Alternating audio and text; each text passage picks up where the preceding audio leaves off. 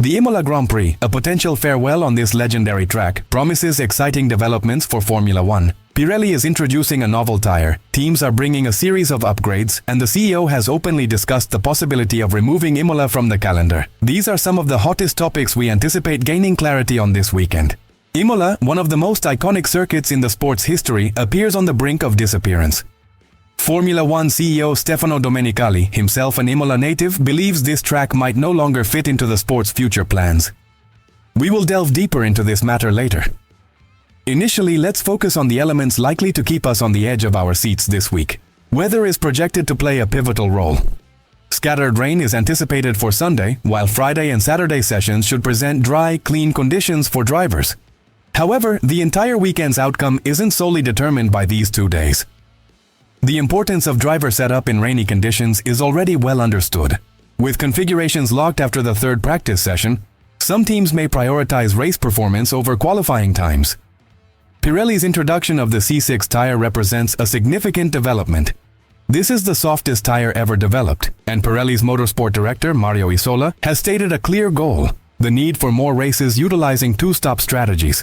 By introducing this C6 tire, Pirelli aims to elevate tire wear and necessitate more strategic adjustments during races, intensifying the competition. What are the teams preparing for this weekend?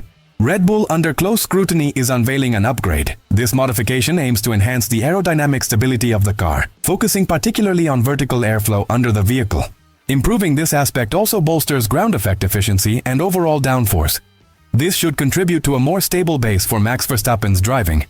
Imola's technical nature, requiring greater downforce compared to other circuits, makes it an ideal location for such development.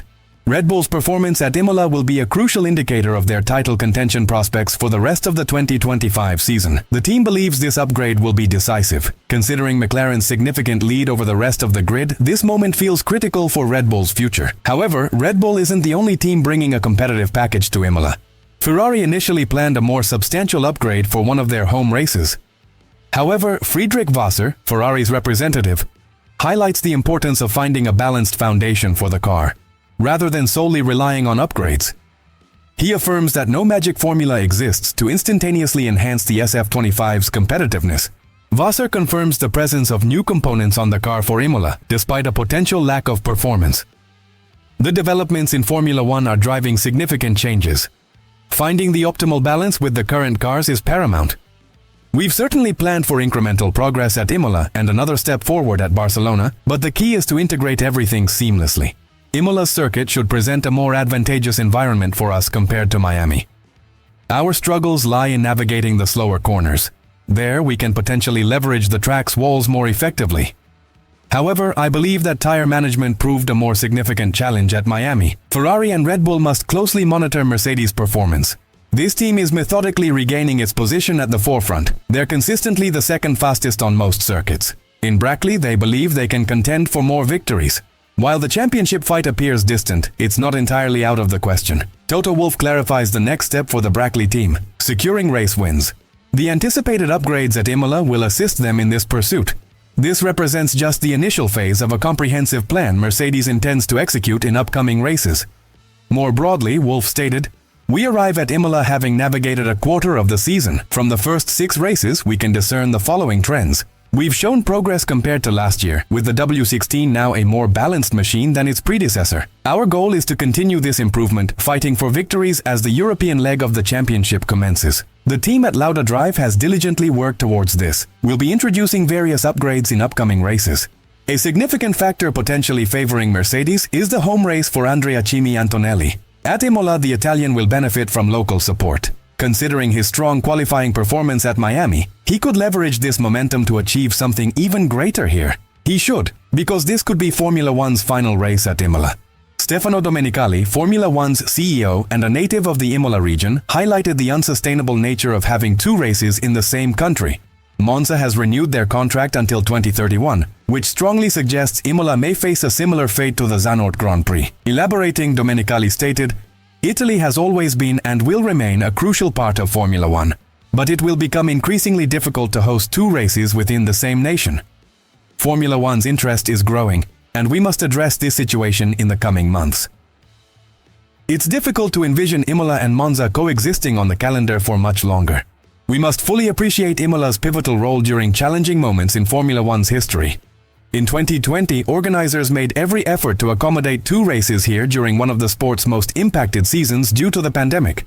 Witnessing this circuit now treated this way, due to the increasing pressures stemming from the sport's expansion, is undoubtedly not a positive sign for Formula One's reputation. Ultimately, we can only watch and wait.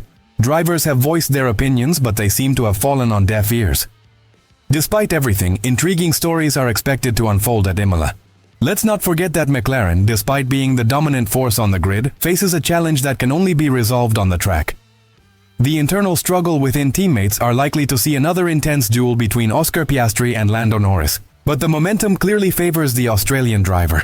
He has surpassed Norris as McLaren's most successful driver, boasting 6 victories against Norris's 5. Thus, there seems to be little excuse for the British racer except to focus and immediately start achieving results. Nonetheless, McLaren is now the team to beat, but this doesn't preclude the International Automobile Federation from closely scrutinizing them.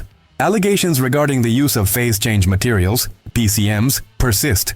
If substantiated, this would present a substantial advantage, as the Federation faces considerable difficulty in determining acceptable and unacceptable uses, and if they are willing to modify the sporting regulations simply to allow McLaren to continue using these materials. Enhancing the Imola Grand Prix narrative is the return of Franco Colapinto. The Argentinian driver replaces Jack Doohan in a 5-race contract. He must swiftly perform well, for the unforgiving nature of this sport may displace him sooner than anticipated, especially if he makes mistakes akin to Doohan's. Colapinto has already exhibited a dual persona to Formula One fans, a positive one and a less favorable one. Alpine is therefore making a risky gamble with this choice. Given all this, what are your thoughts on the upcoming Imola race? More importantly, do you genuinely believe this race will be the last on this track?